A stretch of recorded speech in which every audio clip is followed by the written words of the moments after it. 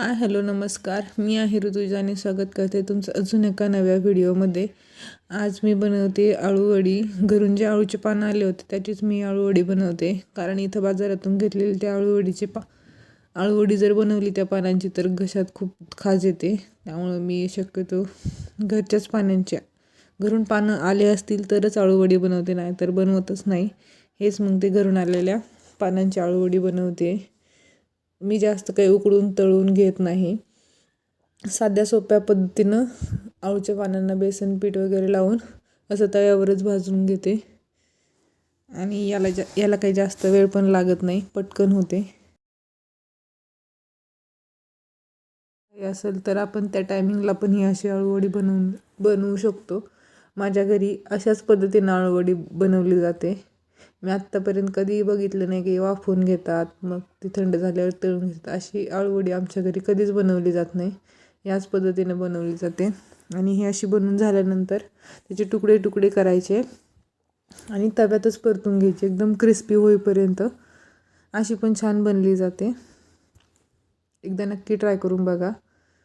नंतर रोहन झोपल्यावर मला दुपारी वेळ मिळाला तर मी असं काहीतरी करत बसते.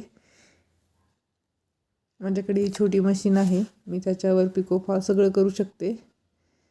पण मी सगळं काही करत नाही, फक्त घरी पिको फॉल थोड्याफार टिपा काय असेल तरच मारून घेते. मला काय ब्लाऊज वगैरे शिवता येत नाही. पण घरच्या घरी जे आपलं घरगुती ब्लाऊज किंवा ड्रेस लूज झाला तर आपण टिपा मारून घेऊ शकतो. म्हणून मग मी ही छोटी मशीन घेतलेली आहे. ही एक साडी 1-1.5 वर्ष झालं घेतली होती, घरीच होती मम्मीकडं. मग मी आता दिवाळीच्या वेळेस गेले होते तर घरून घेऊन आले. त्याला पिको करायचा राहिला होता. फॉल मम्मीनं लावला होता, दोन्ही साईडनी हात शिलाई केली होती. आणि मग फक्त पिकोच करायचा होता तर मग मी साईडनी पिकोही करून घेतला आणि खालच्या साईडनं फॉललाही पिकोची टीप मारून घेतली. आणि ही एक साडी होती दिवाळीसाठी घेतलेली, त्याला पण असं फॉल पिको लावून घेतला. ही डिझायनर साडी होती. याला निम्म्यापर्यंत टीप मारून पिको केला आणि निम्म्याच्या पुढं हे असं हात दोन्ही साईडने हात शिलाई करून घेतली.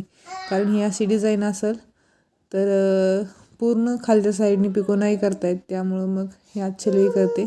आणि मलाही अशी कामं करायला आवडतं. पण आणि कसं आपण बाहेर दिलं तर आपल्याला टायमाला मिळणंच असं काही नसतं.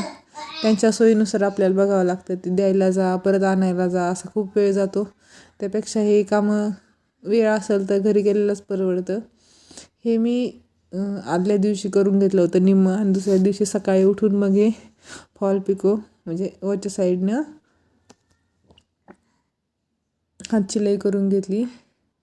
म्हणतात ना, आवड असेल तर सवड मिळते, तसंच काहीसं आहे. मला हे आवडतं करायला, घरी स्वतः कामं. मग मी तेही करून घेत असते.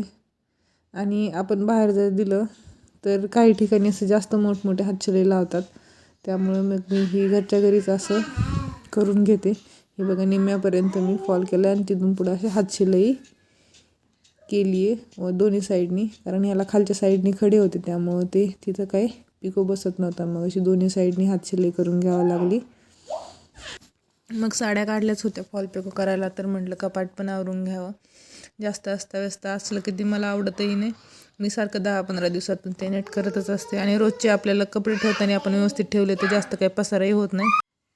5 ते 10 मिनिटात हे असं छान कपाट आवरलं जातं. कपाट आवरलंच आहे तर म्हटलं आता लगेच हे पण हात साफ करून घ्यावं. ते पण त्यातलं जे न लागणारं सामान काढून टाकलं, मी व्यवस्थित ऑर्गनाईज करून ठेवलं. ऑर्गनाईज केल्यानंतर ते जरा भारी दिसतं आपल्या मनालाही, दिसायलाही. दुसऱ्या दिवशीचं म्हणजे सोमवारचं हे आहे. सकाळी टिफिनला आज शेपूची भाजी आणि वाटाण्याची उसळ बनवली होती. कारण मी आधीच वाटाणे भिजवलेले होते. मग आता हे ताजे वाटाणे आले तर हे वाटाणे तसेच राहतील, म्हणून म्हटलं मग आज उसळ बनवून घ्यावी. मग इव्हिनिंगला रोहनसाठी खाऊ बनवायचा होता. मग दुपारीच मी डाळ भिजायला टाकली होती. जर मोड आलेली मूग असतील किंवा मग भिजवलेले मूग, ते पण नसेल तर मग सालाची मूग डाळ भिजवली तरी चालते. छान होतात हे मूग डाळीचे बनवलेले डोसे किंवा धिरडे, आपण काहीही म्हणू शकतो.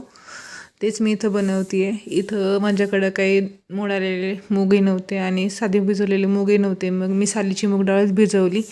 त्यामध्ये कोथिंबीर, लसूण, ओवा, जिरं, एक हिरवी मिरची आणि थोडंसं आलं घातलं. आणि नंतर लक्षात आलं आपण कांदा घालायचा विसरलो आहे.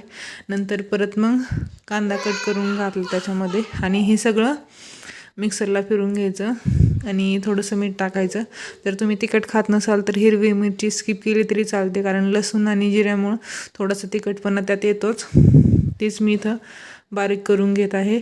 सुरुवातीला तसंच बारीक करून घ्यायचं आणि नंतर मग त्यामध्ये थोडं थोडं पाणी ॲड करायचं. ही रेसिपी आपण सगळेच खाऊ शकतो, कारण मूग डाळ ही सगळ्यांनाच चालते. लहान असो, मोठे असो किंवा म्हातारे माणसं असो, सगळेच ही मूग डाळीचं खातात. त्यामुळं सगळ्यांसाठी ही रेसिपी उपयोगाची आहे. आता मी सगळं इथं मिक्सरच्या भांड्यामध्ये टाकले. भांड्या लावून घेतल्यानंतर आठवलं आपण कांदाच नाही टाकला. मग परत एकदा कांदा कट करून त्यामध्ये टाकला आणि सगळं मिक्सरला फिरून घेतलं. सुरुवातीला मी तसंच फिरवलं आहे, बघू शकता तुम्ही. आणि नंतर मग आठवलं की आपण त्यात पाणी नाही टाकलं. मग परत थोडंसं पाणी ॲड केलं आणि मग बारीक करून घेतलं. पाणी ॲड केल्याच्या नंतर मग ते एक स्मूथ पेस्ट बनती, जास्त नाही का असं डाळ राहतच नाही. आता मिक्सरमधून बारीक करून घेते, कारण रुवान आवाजाने उठून बसला. मग परत त्याला झोपी लावलं आणि मग थोड्या वेळाने उठल्यानंतर मी इथं डोसे करायला घेतले किंवा मग बिर्डे बनवायला घेतले. आपण काहीही म्हणू शकतो त्याला. ते इथंच मी डोसे म्हणते. तरी मी हे डोसे बनवायला घेतले मुगाचे. चवीलाही छान लागतात आणि बनवायला पण एकदम सोपे आहेत. याला काय तांदूळ आणि ते भिजवायची आदल्या दिवशी एवढी काही गरज पडत नाही. 2-3 तासात तर डाळ किंवा मूग ही भिजले जातात. त्यामुळे ही आपण रेसिपी कधीही करू शकतो. मुलांच्या डब्याला पण द्यायला खूप सोपी आहे. याच्यासोबत काय सॉस किंवा मग खोबऱ्याची किंवा ओल्या नारळाची जी काही आपण चटणी बनवतो डोश्यासाठी, ती पण छान लागते. रुवान असा कोरडाच खातो. त्याला चटणीची किंवा सॉसची काहीच गरज पडत नाही, कारण हे तसेच खूप चवीला छान लागतात. तुम्ही एकदा नक्की ट्राय करून बघा. इथं मी एक साईडनं तूप टाकून मस्त भाजून घेतलं आहे. आता मी दुसऱ्या साईडनं भाजून घेते. बघू शकता ते कसं एकदम क्रिस्पी आत्ता दिसायला लागलं आहे. मस्त भाजलं आहे. वरून थोडंसं तूप टाकून परत मी थोड्या वेळ परतून दिलं आणि हे बघा तयार झाले. संध्याकाळी मग इव्हिनिंगच्या टायमिंगला कपडे वाळलेले काढून घेते, कारण जेव्हाचे तेव्हा ही सगळी कामं केले तर खूप बरं पडतं. कारण 5च्या आसपास जर कपडे काढले तरच ते गरम गरम राहतात. नाही तर आता थंडीच्या दिवसात तर ते लगेच असे काय म्हणतात त्याला, थंड पडल्यानंतर मग ते कपाटात ठेवायलाही व्यवस्थित वाटत नाही. असं वाटतं की कुठंतरी ओले राहिलेत. जेवढे ओले होते तेवढे ठेवले साईडला आणि बाकीच्यांचे घरात आणून घड्या घालून घेतल्या.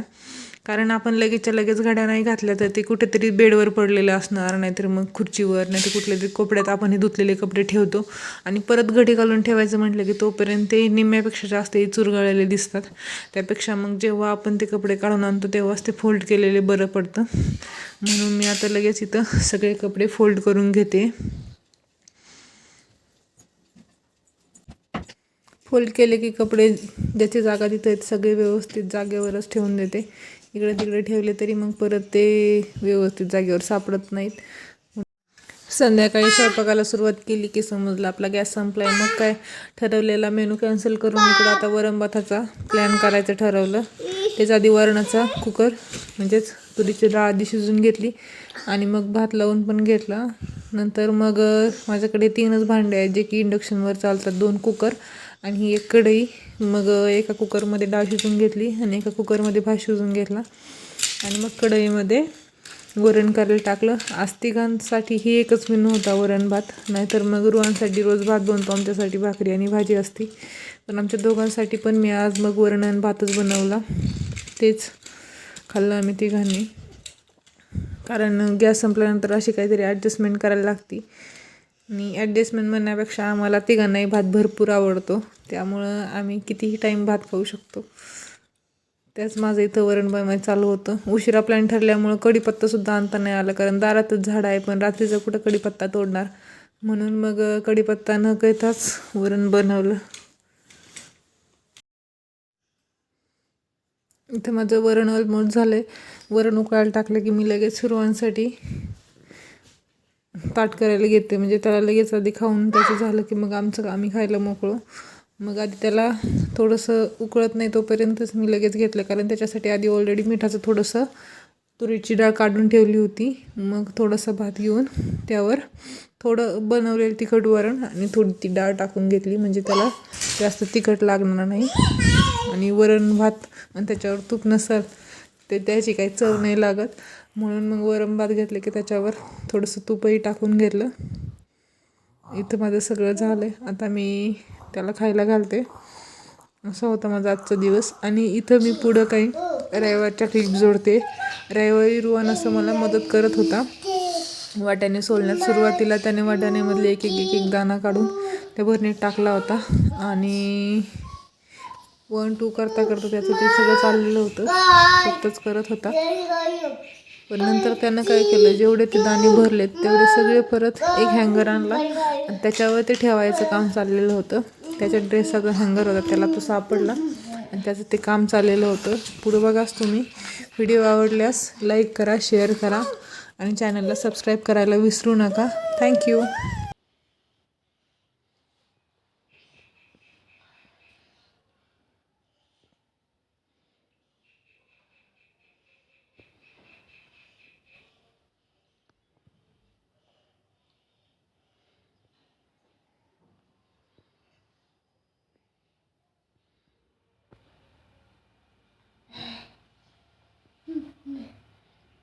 Boy, boy, boy, boy, boy, boy, boy, boy.